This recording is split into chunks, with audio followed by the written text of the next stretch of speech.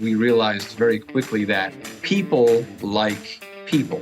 People do not like speaking with AI technologies. People don't like knowing that there's a camera and an AI bot behind it asking a question, recording their answer that will then get lost in a void somewhere, and they're not even sure if it ends up in front of a hiring authority. So, welcome back to Talent Hunters, powered by MRI Network, where each week we talk with the world's top talent strategists and executive recruiters. If you want to build talented teams that drive your company to big goals and big growth, then this podcast is for you. And now, let's join the conversation with today's episode of Talent Hunters. Ladies and gentlemen, I'm with Alden Galvanek of the Chatham Group in Chapel Hill, North Carolina. And I've had the opportunity to work with his father for a short period of time. And boy, what an awesome experience that was. Welcome, Alden. Right. Thanks, Vince. It's a pleasure to be here. And Tom says thanks also. So, so tell us a little bit about your background and what led you into the search world. Yeah, no problem. I have to join two worlds here, right? The bridging of two gaps, because it actually has to do with my father and myself. So I was graduating from Rutgers University, Northeast. Yay! And at the time, this was 2004. My father had run business consulting companies in the chemicals, plastics arena most of his life, all over the world. French Riviera, Germany, London. I got to travel to those places as a kid, which was fun for me. But he wanted to get out as I graduated college in 2004. So when we went to Cleveland, the old Cleveland days of talking about recruiting, selling franchises, they said, well, Alden, you're great with people. Tom, you're great with business. This is going to work really well.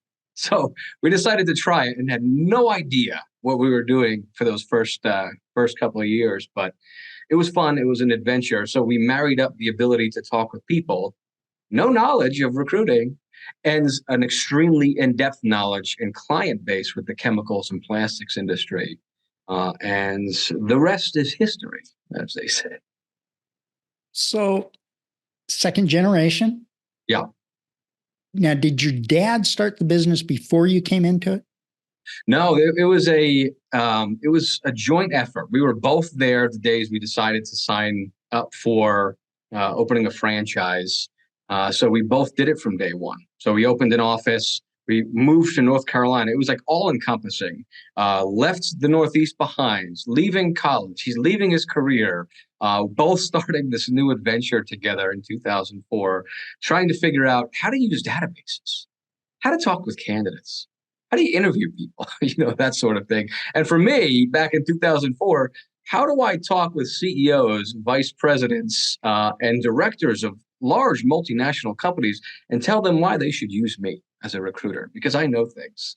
And that was an interesting transition. We learned a lot those first couple of years, but ultimately did well. We got Rookie Office of the Year that first year in 2004, 2005 era, which is good. That means that we knew what we were doing, and people kind of liked us, and they saw value in working with us. So it was good, though. Good, interesting first year for sure. So 2004, 2005 to today, is there one situation that stands out to you that you're most proud of, where you brought a company, somebody that they couldn't find on their own, and it really stood out that you accomplished what they couldn't? Oh my goodness. There's actually a lot of those situations, because you got to keep in mind, in the chemical industry, we deal with very highly technical roles, with people that have to have very advanced degrees, masters, PhDs, knowledge of systems that only a few people in the world may know.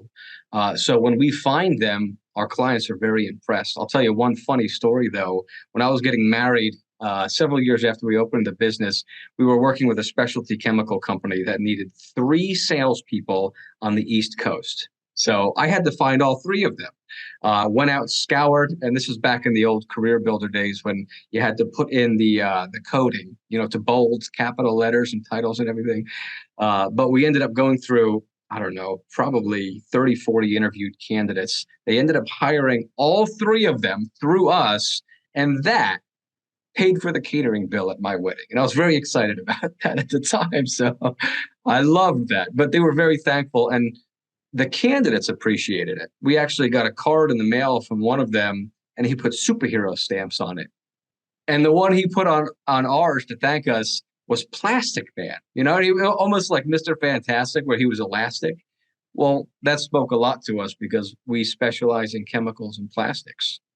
So to find that a candidate appreciated that, sent us a Plastic Man stamp, and I got to pay for my catering bill for my wedding, that's a fun story. So MRI has founded Plastic Man. Has founded Plastic Man. Officially. The Chatham Group, Plastic Man. It's a good thing. What are you doing with technology today to help your business move forward? Oh, this is a great question. Honestly, the last 3 years well, let me back up because there's a lot to unpack there because this goes pre-COVID era where a lot of companies transitions to remote telecommunicating models. Before that, we always had this mantra of embracing technology, trying to stay one step ahead all the way back pre-cloud days, pre-database integration with email days. And we've always tried to stay on that cutting edge of technology. So having done that, we had a database that was just a URL. People could access it from anywhere. Managed through at the time using PCR. Then we went to Bullhorn. We're on Crelake now, which is a fantastic system. But way back then, we went to a CRM that was mobile. We had VoIP technology. Before VoIP was very popular, it was Microsoft Link, which became the Microsoft program everybody uses now. This is pre-Zoom and everything. Our email was integrated with our database. And some of our recruiters were already working at home before COVID hit. So then COVID hits. Because of that sort of confluence of technology merging together for remote capabilities, it was a very natural transition for us. And we happened to have our two best years ever during the COVID years because everybody transitioned well off of that. So you fast forward to today, we went through 2 years of what we call search optimization inside of our company. We work with all of our people inside. We sit down once every 2 weeks and we say, what are we using right now? How is it helping us? How can we make it more efficient? And what aren't we using right now that we should be looking into? And our operations department, and our analytics department are constantly tasked with going out, figuring out what technologies are out there. What is AI doing right now, which is a huge topic that most companies want to know about. Well, we wanted to know about that.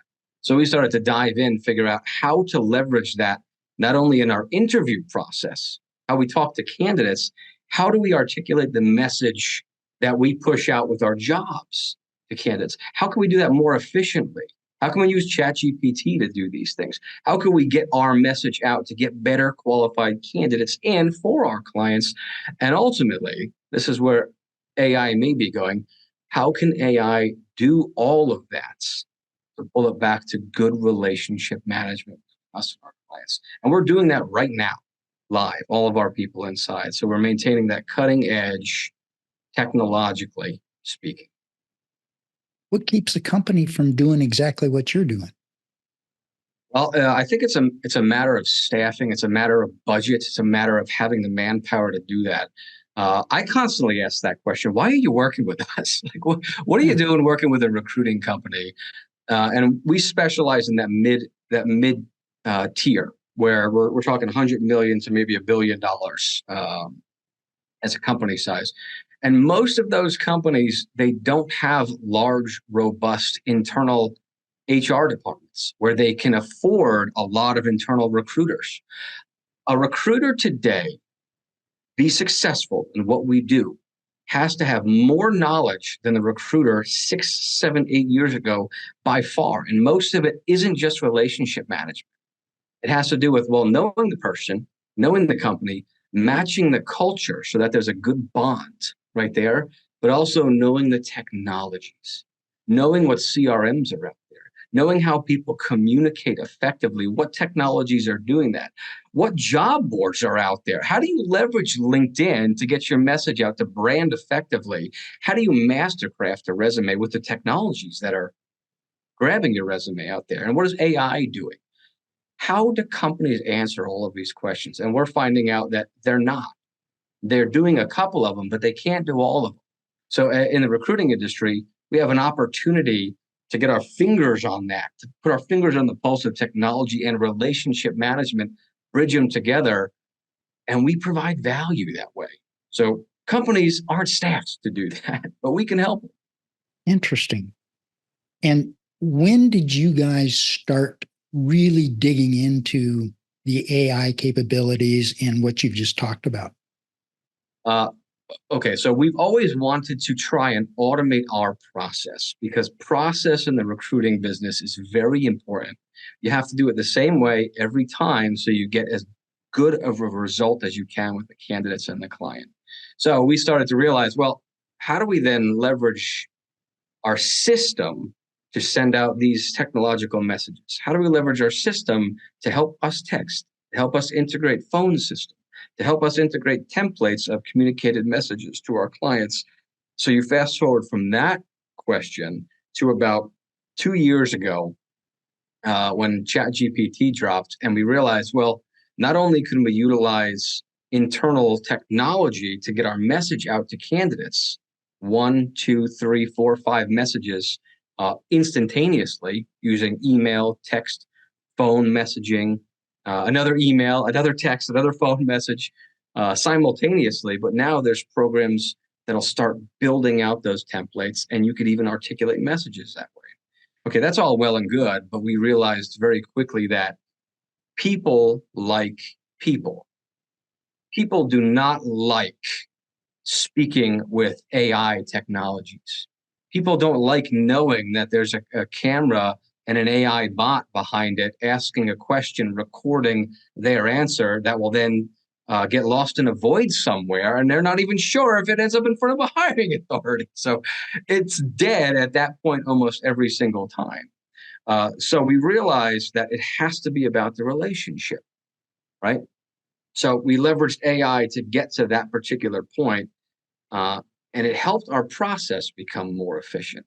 But it also helped us appreciate recruiting as a whole from a client standpoint, realizing that it's always going to be about the way we communicate with them.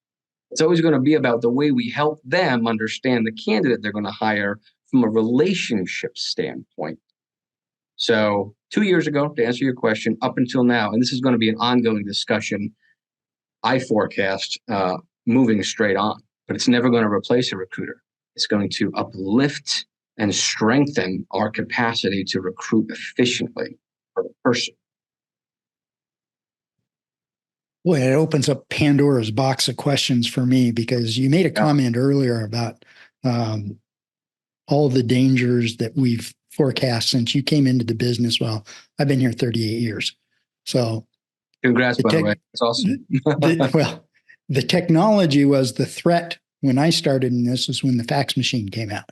Mm-hmm. Now, like you talked about, it's, all the interactions of multimedia and all this. It gets way over my head as far as the technology is concerned. I really draw and I relate to what you were talking about as far as the relationship building. And you've done a great job of describing how you guys are investigating and looking into all leading edge technology. Constantly. Yeah. The relationship, and forgive my ignorance on this, but the relationship is you and I talking. Yeah. It's not what AI generates. It's not what this generates. It's really you and I talking. So have your AEs, whatever, experienced the not being able to get a hold of hiring authorities or candidates? All the time. That's something that we deal with as a recruiter. People are away. You try and call them. You try and text them. You try and email them. They're on vacation. They're not there. Somebody takes their place. but that's always going to be there. And I think that's where AI is going to help, because if we could have systems in place that manage that kind of stuff, that take care of the front end's administration stuff, to get to this point right now where we're having an articulate person-to-person communication, that's good. Right? And we need to understand that. So AI is going to start taking that stuff over, getting us to this spot. But it's going to take a lot. It's going to take a lot of knowledge and a lot of people. What's a good way to say it? Understanding and implementing those systems to make that happen, to get to this point right now. Because in my simple mind, it's okay, show me something that will make this person want to take my call or call me back. And that's where I go with that. So for the benefit of other recruiting owners, for the benefit of potential clients that are out there or existing clients, what differentiates your firm, the Chatham Group, from the competition and from their own in-house recruiting? Yeah, great question. There's several things we can talk about right there. One, we keep our fingers on the pulse of the recruiting industry and the technology industry and the hiring industry. So when you merge all three of those things together, there's a lot to unpack right there. Okay, we implement those into our systems. Secondly, because it's all about people, I want to put a microscope on our people right now. We have people right now working at our firm that have done the job of the hiring authorities in our client companies to this tune. We have former CEOs of multi-million-dollar chemical companies that are recruiters for us right now. We have former vice presidents and directors that have spent their career doing literally every position that our clients have hired for right now. We have 3 PhDs on staff that have knowledge beyond and above me in the chemicals, plastics, specialty chemicals, advanced materials, flooring, specialty and industrial gas industries. So not only do we have the people that have done it, we have an entire company that understands why that's important to put that person and their experience with hiring for a role that's technical.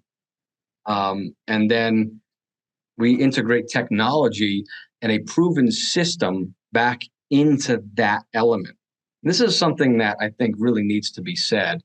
You have to have a good process as a recruiter. It's very easy for somebody to take a resume and to talk with them for 5-6 minutes and just throw it at a client and say, well, how's this? Does this guy look good? Anybody can do that. But when you have a mind behind it that understands the client because they've been there, you have a proven process, you dive into the candidate's background, have several conversations with them, draw out what's important to them, understand what makes them tick as a person, and then match that culture with the company you know very well because of your background. Well, who can do that? We have that on staff right now in the Chatham Group, and that's what we try to bring to every client forward. Boy, that's phenomenal. That really is. You can tell by your passion and the conviction you've got into it that it's got to be successful because there's no alternative. There's no alternative. And it's really about our people. Back to the whole AI thing, right? Back to everything we're talking about. We have this little line underneath our logo. It says the Chatham Group. We find great people. That's not only what we do for our clients. That's what we do for the people inside of our company also. I really have a passion for our people. I think they're brilliant. I think they're intelligent. They have a passion for this, helping their clients.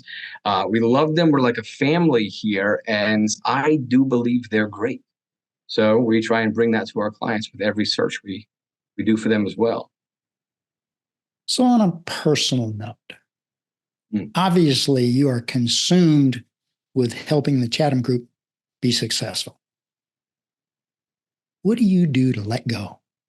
What do you do in your free time to unwind? In my free time, well, I have many passions. I met my wife on a cruise ship, and we have 2 kids. We have a 10 and an 8-year-old, Knightley and Rivers. They're awesome. I love doing jujitsu with them. I love playing the Quest Meta with them in virtual reality. We're having a lot of fun with that right now. I hold a 6th-degree black belt in Tang Soo Do, which is Chuck Norris's. Chuck Norris made that style pretty famous. So I teach a lot. I'm going to Detroit in 2 weeks to teach a grandmaster seminar on advanced combatives as well. And that's like the eye of the storm for me. Whenever it's like a stressful week, and I get to go just spar other 4th, 5th, and 6th-degree black belts for a couple hours, I'm able to let loose right there. So family and faith is a big component in what we do here. So we're a very faith-centric organization as well. Are your kids involved in the self-defense? Oh, absolutely. My whole garage has a wall of weapons. My son Rivers has more toy swords than he knows what to do with, and he likes training with them. And they currently do Gracie Jiu-Jitsu in Burlington, North Carolina. So we're trying to train them up right. That's our job as parents. Train them in the way they're going to go, and they won't leave that path. So, it's interesting you bring that up because I personally hold a 2nd-degree brown belt in 2 styles of karate, yes. Shotokan and Kempo. And Shotokan's very similar to Tang Soo Do. It is. And the thing that I think I was really glad to hear how your kids are coming along in it, because I think kids today should all be involved in self-defense because it teaches you self-confidence and discipline.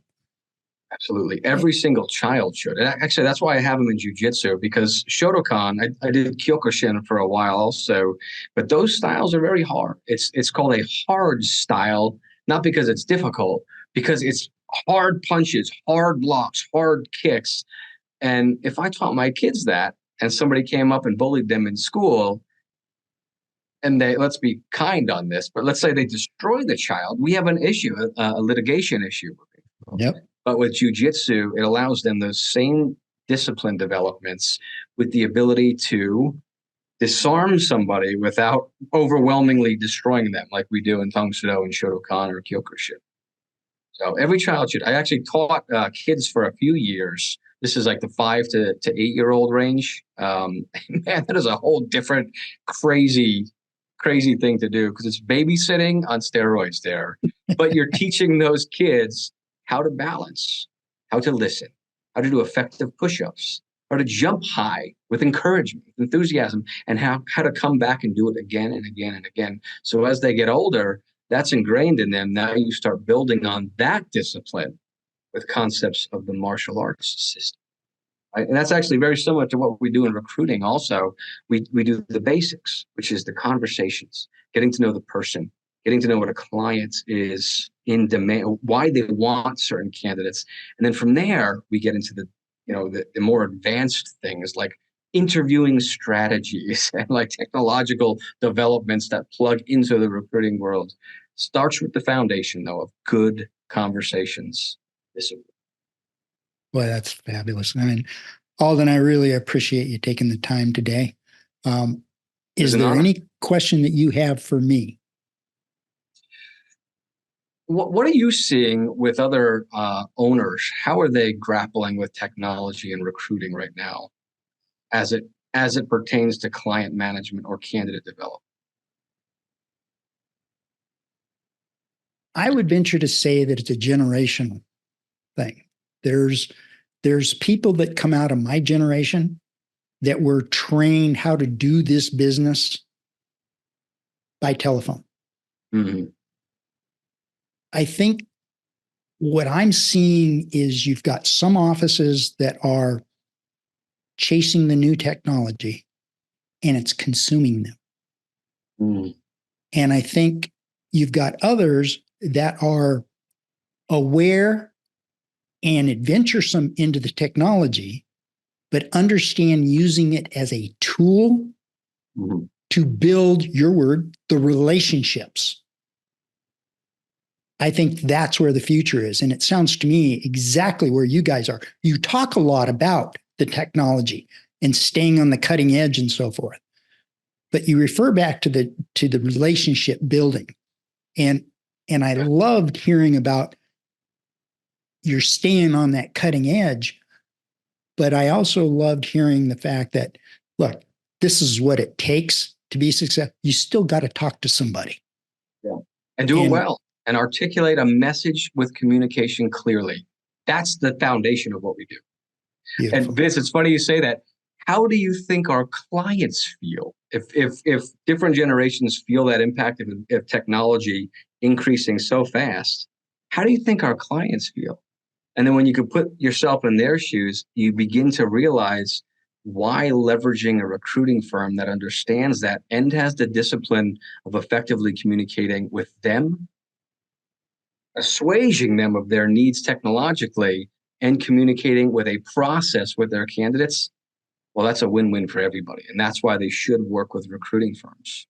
I love that. I love that. Well, Alden, thank you very much for taking the time out of your busy, busy day. Oh, it's a pleasure. An honor, sir. It was great getting to know you. It really is. I've had some friends of yours and mine comment on your humor.